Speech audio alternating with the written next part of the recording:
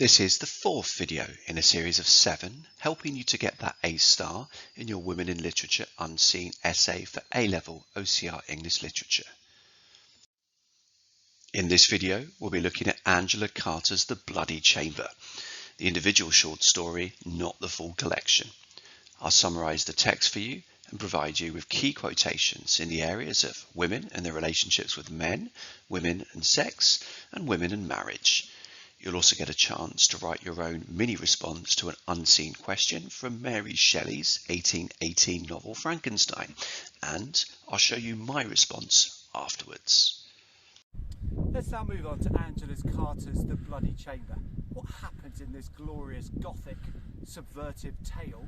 And here are my quotations too.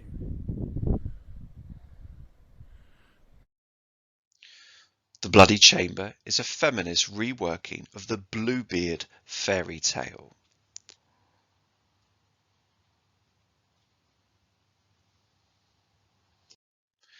This short story begins with a virginal 17-year-old bride on the train on the way to her older aristocrat husband's castle, which is by the sea in France and cut off by the tide for half a day every day.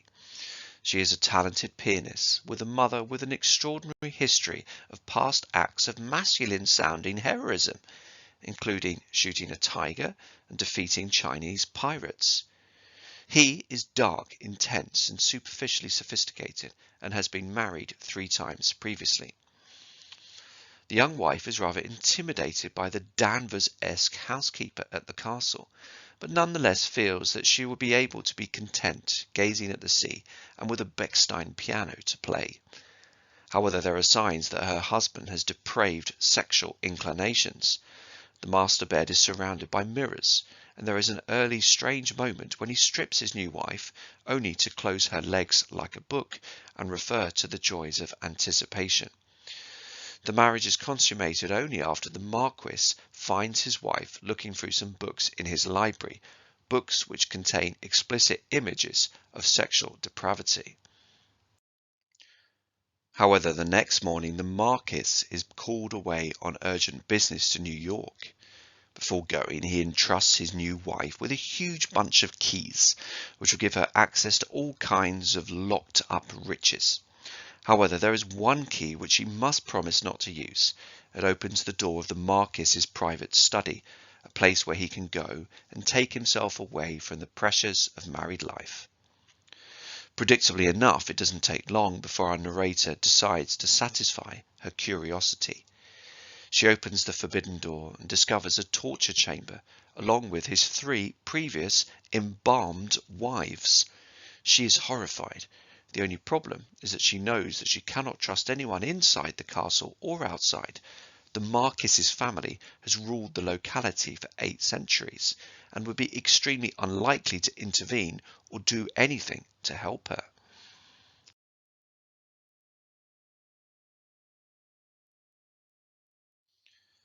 A blind piano tuner seems kind and is duly confided in. However, the pair are horror-struck when they look out of the window and see that the Marquis's car is driving towards the castle. He has not travelled to New York after all. Sure enough, the Marquis is quick to ask for the bunch of keys back. Unfortunately, the key to the forbidden bloody chamber still contains a telltale bloodstain after falling into the coffin of the Marquis's most recent wife. Tragically, sonorously, melodramatically aroused, the Marquis orders his wife to kneel and informs her that she will be decapitated after he has sharpened his great-grandfather's ceremonial sword, and she has had a bath, of course, and put on a white dress. He has previously given the entire castle's household a holiday to celebrate his marriage. With the tide coming in, the narrator is alone with her husband, not including the blind, fairly helpless piano tuner. However, in the nick of time, there is a sound of horses' hooves. It is the narrator's mother riding to her rescue. The piano tuner lets her into the castle, and she shoots the stunned Marquis in the head. The narrator gets together with the piano tuner. The pair live happily ever after, with the narrator's mother on the outskirts of Paris, and the castle becomes a school for the blind. Now let's get you some delicious quotations, and there's plenty of them in this wonderful short story, starting with first, women and sex.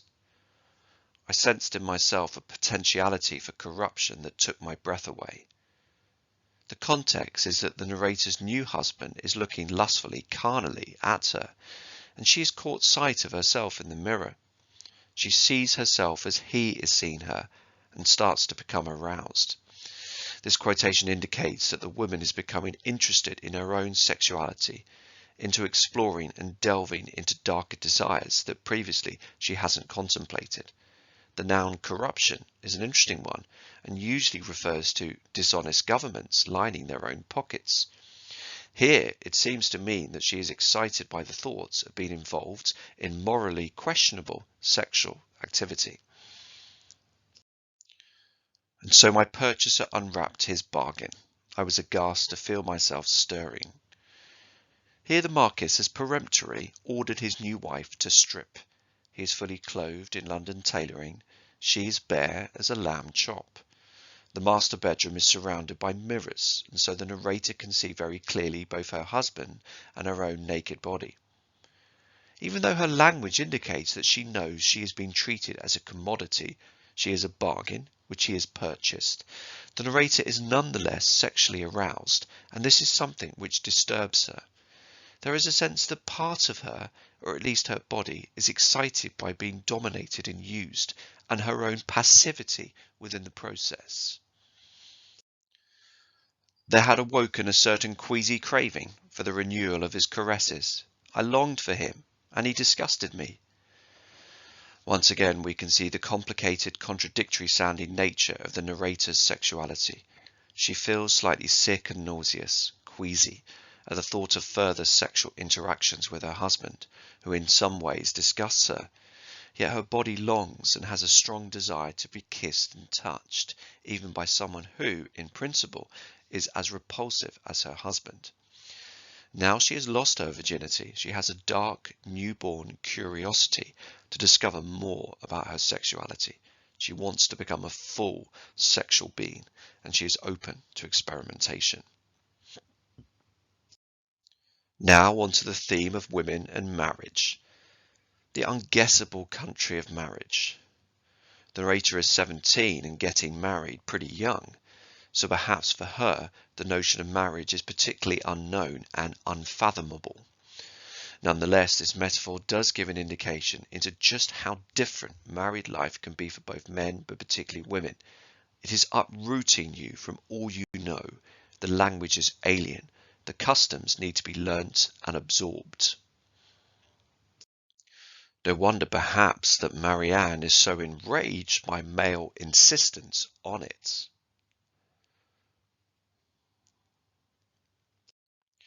Into marriage, into exile, I sensed it, I knew it, that henceforth I would always be lonely. It is important to stress the particular fairly unusual circumstances of the marriage presented in the Bloody Chamber. A 17-year-old young woman is marrying a much older, thrice-married Marquis who lives in the middle of nowhere and is later exposed as a depraved, murdering psychopath. Nonetheless, this quotation does give an insight into the transformative effects of marriage on women, and the fact that even though it is the socially expected and favoured norm, even though popular culture and fairy tales paint visions of women living happily ever after with their princes, the reality may be increased isolation and a degree of dissatisfaction. Is it perhaps the case that implicit social pressures propel us to embark upon relationships and ways of living which we know will not make us happier, but we go ahead nonetheless?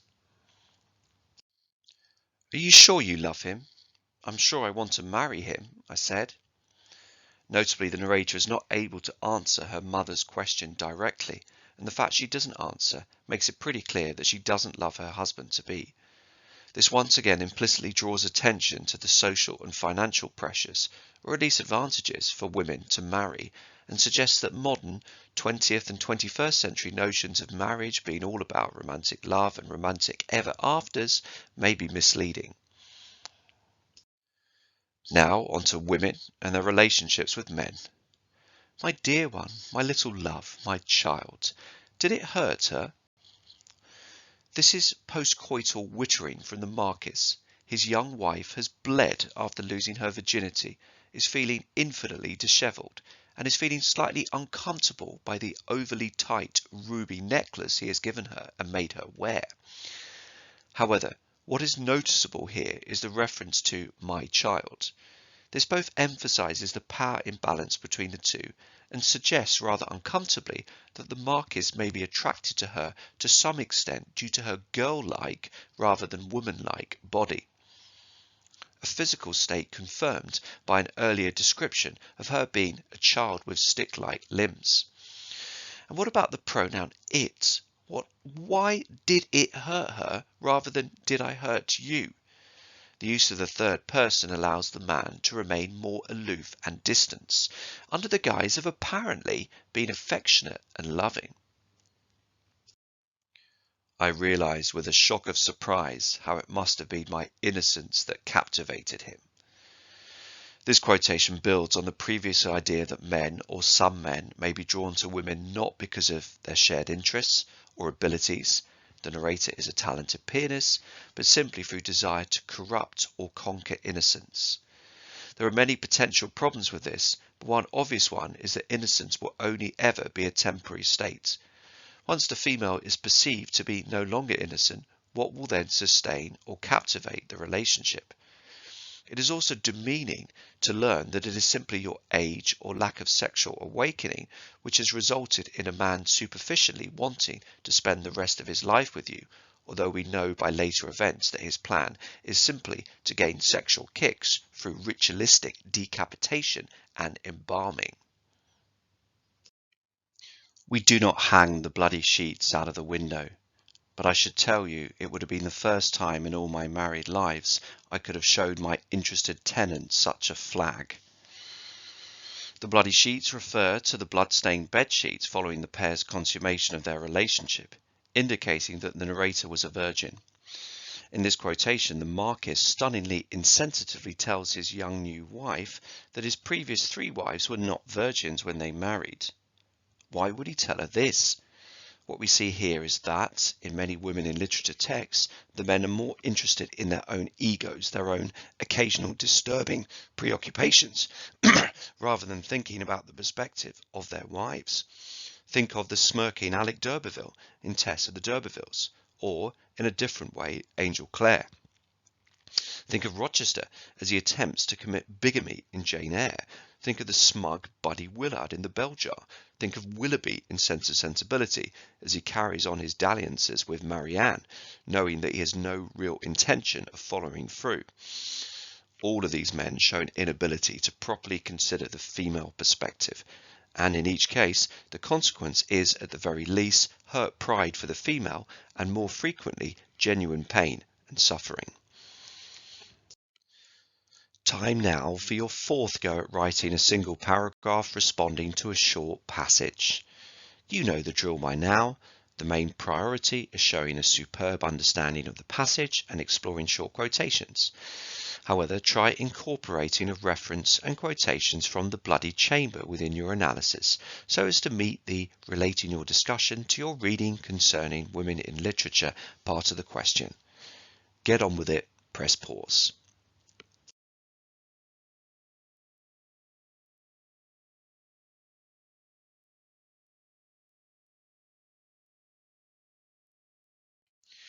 And here's my response. This passage consists of an idealized portrait of a woman safely ensconced within the domestic sphere.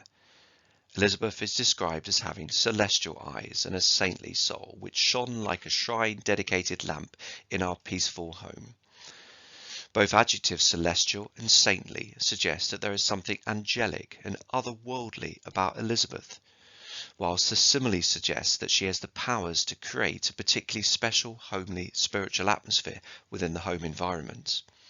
The eulogizing of the female who is pure and helps create a peaceful, happy home environment is a frequent theme within 19th century women in literature texts. Think of Jane Eyre at the end of Bronte's novel, or Angel Clare's devotion towards Tess before he learns that she has fallen. However, it is notable that such praise came at a cost. Women were expected to focus all their energies on creating that perfect home environment, with virtually no opportunities to find personal fulfillment outside the home.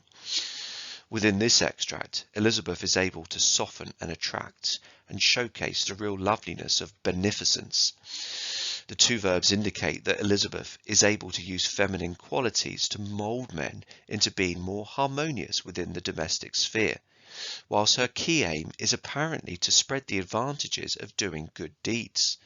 Such actions position women as the ones who must act for the collective good, whilst men are permitted to have individual, solitary, intellectual pursuits. The male narrator can be sullen in his study. Similar passivity is expected from the newly married narrator of The Bloody Chamber. Whilst her husband can be called away on important business at the very beginning of their honeymoon, she can be left at home to wait, newly aware that it must have been her innocence that captivated him. Do discuss this if in the classroom, or spend some time comparing this to your own response if working individually. Press pause to do this.